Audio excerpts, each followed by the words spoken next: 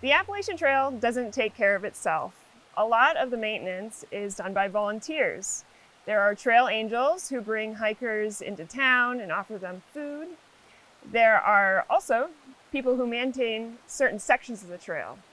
So I'm here with Tom Gorrill, the president of the Maine Appalachian Trail Club, who manages quite a distance of the trail, right? Here just a small distance in terms of maintaining. I maintain just from the East Bee Hill Road on up to Surplus Ponds. That's a distance of about 1.8 miles or so. And how big are the sections that usually are broken up for volunteers to maintain? We typically, well, first of all, we have about 150 maintainers in the club, and our population, our membership's about 800. So, and each one of those either has a trail section, or they have a boundary section, or they maintain a campsite. The trail sections are anywhere from just over a mile, that's fairly short, but up to about 5 miles. So it's a bunch of people doing all these little sections, and when they're done, the whole trail's cleared and able to kind of like holding hands all the way to Georgia. So it's pretty cool. What does it take? What does it mean to maintain a section? What do you actually go out there and do? Yeah, we need to, in the spring, we go out and we clear blowdowns. And we also, very importantly, clear water bars, because water can damage the trail a lot if it's not controlled. So that's probably the most important thing for us to do right off the bat. So we take shovels and hazel hose and things and clean out the water bars.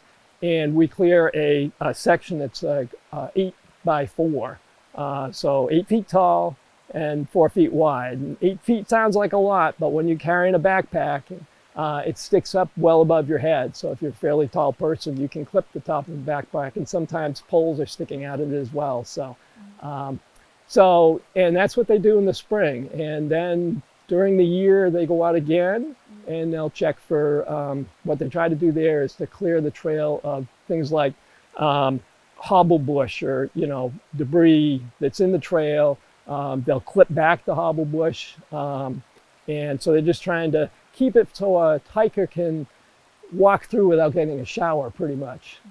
Yep. And then there are bigger projects as well, like the outhouses and the campsites. So what goes into maintaining those? We have, sometimes it's the same people, sometimes it's totally different people that maintain them. What goes into that is, in the older, they need to maintain the lean-tos. The lean-tos, for the most part, are a little bit older, but they need to make sure they shovel out around the lean-tos so that the bottom logs don't rot out. They just want to check the condition of the lean-tos, make sure there's no leaks in the roof, and they check to make sure there's a log in there, clean out any trash, make sure there's no inappropriate things in the fireplace or whatever, and then they check the privies. And there's 2 types of privies. We're replacing, there's 44 campsites on the AT, and we're replacing, there's a campsite committee done a wonderful job.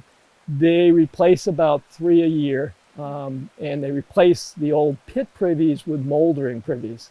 So they're larger. They basically rely on moldering technology, and that's happens kind of on top of the earth. They don't have to dig in.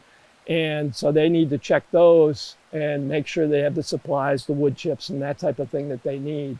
And as the old privies fill up, we prioritize those for replacement. So, we keep a privy in action.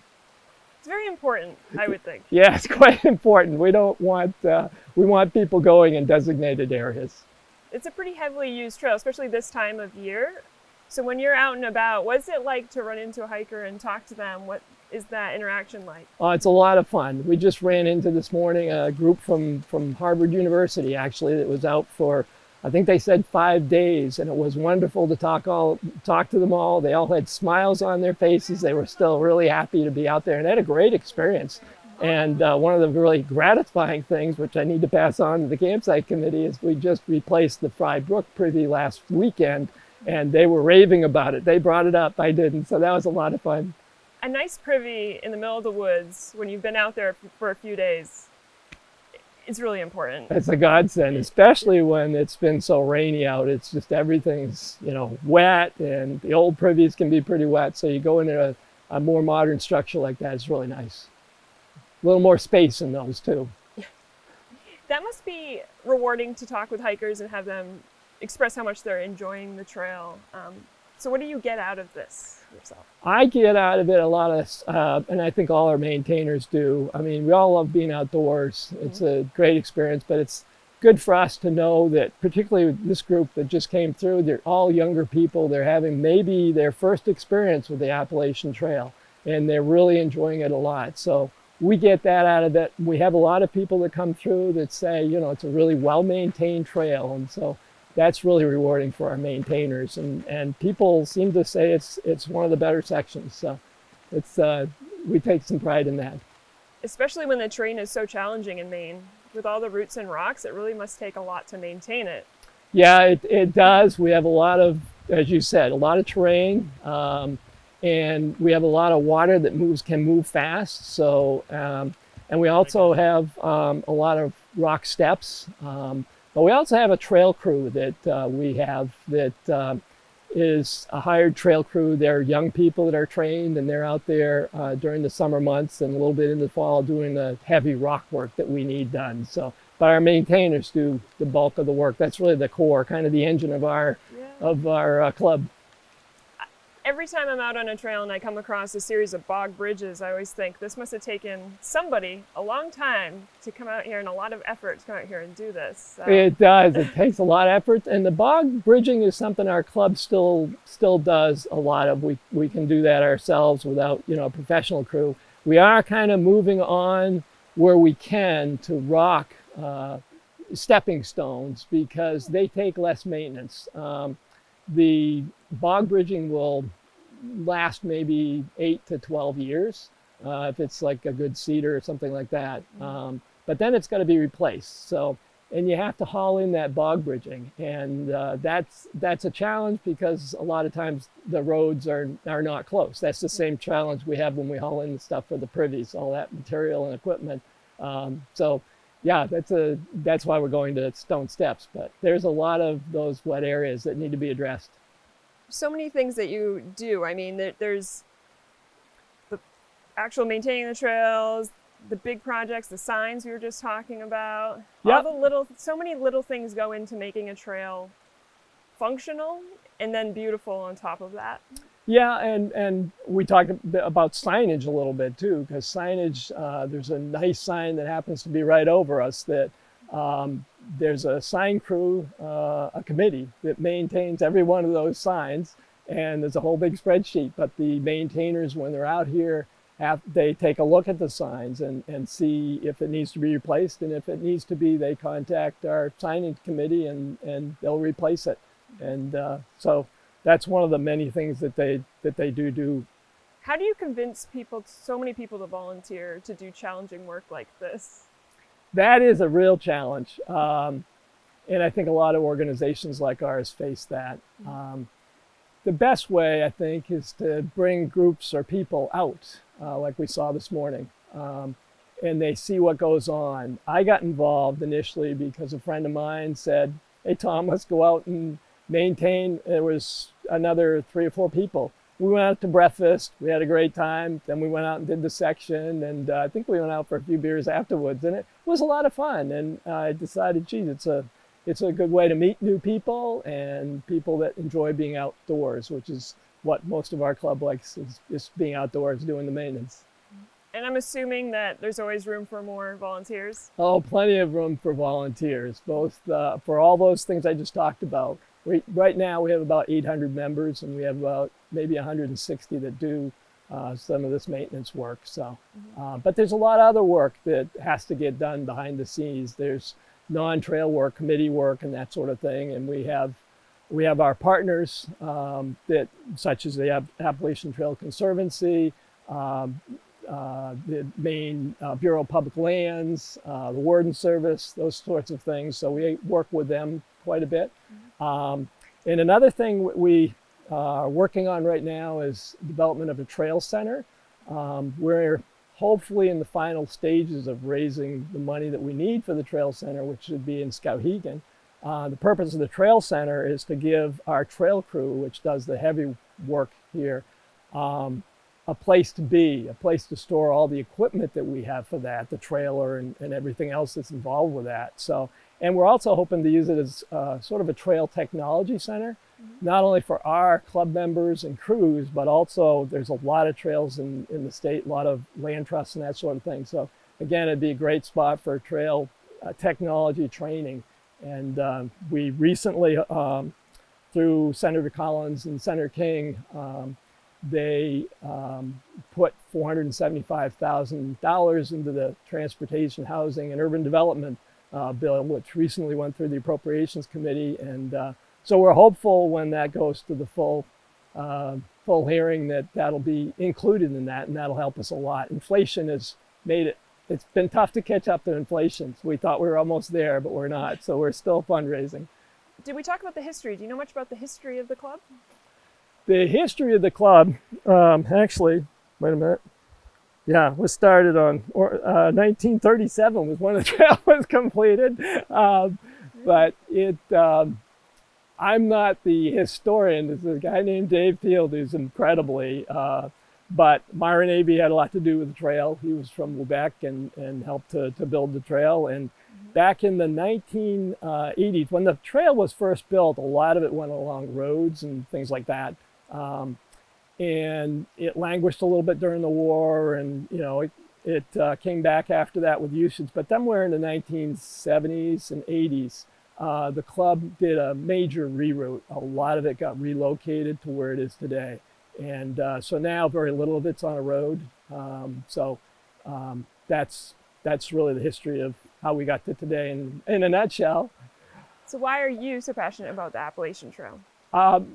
I love being outdoors, and the concept that we have a trail that goes from Katahdin down to Spring Mountain in Georgia through 14 states has always just fascinated me. So I'm still fascinated by that, and I love the people that we meet out here. I have great friends that I've made through the Appalachian Trail, and meeting these folks, for instance, the school group today, that's just a lot of fun, very rewarding.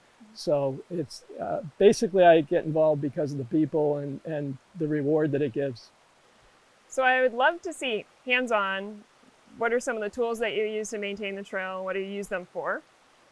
Okay, great. I've got a lot in my car, and why don't we go take a look?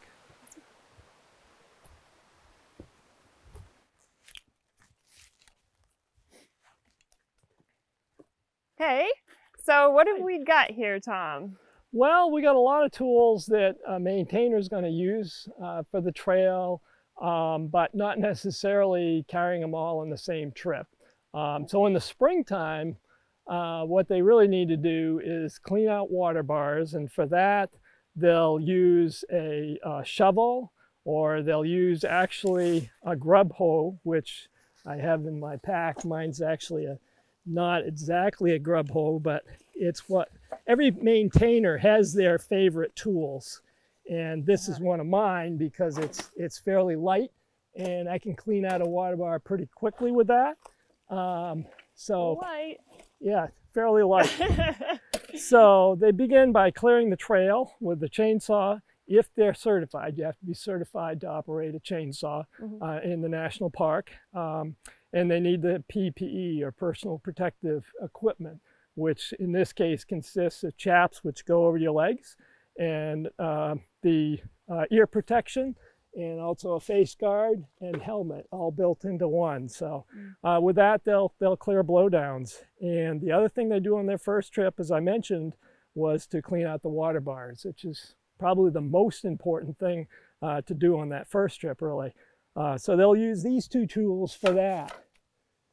So as the year goes on, the next thing, you know, foliage comes out, a lot of brush comes out, and there's something called hobblebush, which is, it's a form of viburnum, but it gets, you know, knee or thigh high, and it can really grow fast.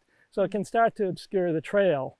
So for that, you need different things. And also branches can just close in on you quite quickly too. So for that, you need a couple I take different tools. Everybody has their own favorite tools. But for that trip, you're probably going to bring, first of all, maybe a hand saw like this.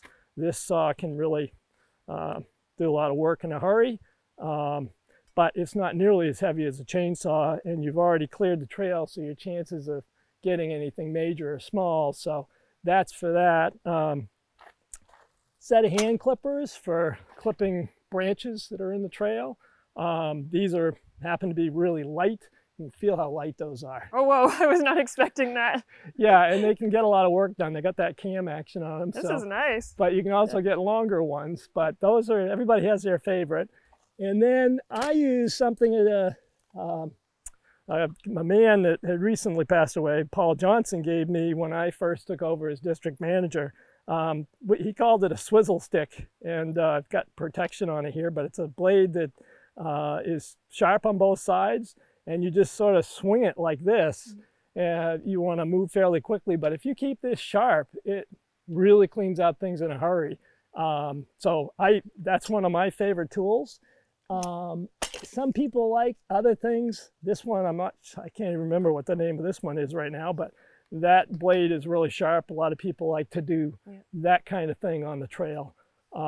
So those are the primary tools you use. I don't know if I have it in here, but the other thing I will use a lot, of course, is just hand clippers. Pretty easy to use, pretty light. So there's many other tools that folks can use, but it's sort of by season. It's, the clearing tools and the water bar tools, and then you have your, brush tools, if you will. So awesome. A lot of different tools. Yeah. And I imagine if you do special projects like repainting those white blazes or putting up new signs, then you need even more. Yeah, that's a great question. It's we do, and I would normally go through, when I do that, I'll do it in a couple different ways. I usually walk in and repaint the blazes that I have, and they're a white paint because it's the Appalachian Trail. We don't want too many of them, but you want to be able to kind of see a distance ahead so that we don't get lost. The other thing is then you turn around and come on back, so they make sure that you can see them from both directions. I've been on a trail before where it was great in one direction and they disappeared in the other direction. Exactly. Not the Appalachian Trail, though. Right, but you can get tired and, maybe forget to do that on the way back. And also sometimes that's a good way to make sure also if there are places that a hiker could get a little diverted, you pay a little attention to those and block those off with some brush or something as well. But so that's really a trip all by itself with a bucket and paintbrush and that kind of thing. So that's you'd need that for that. Yeah, and a scraper too. So you kind of scrape the tree where you're going to put the blaze. Yeah, you guys are very meticulous with how you do the blazes. Try to be very neat. That's a sense of pride. No drips, and get the edges clean, and clean that tree off. Just scrape it a little bit before you put it on. It's definitely a sense of pride for our maintainers. Wow. Well, thank you so much for coming out, showing us what you do here. Next time I walk on the trail, I'll be looking at it a lot differently, I think. Okay, well, thanks for having us. It's been a pleasure.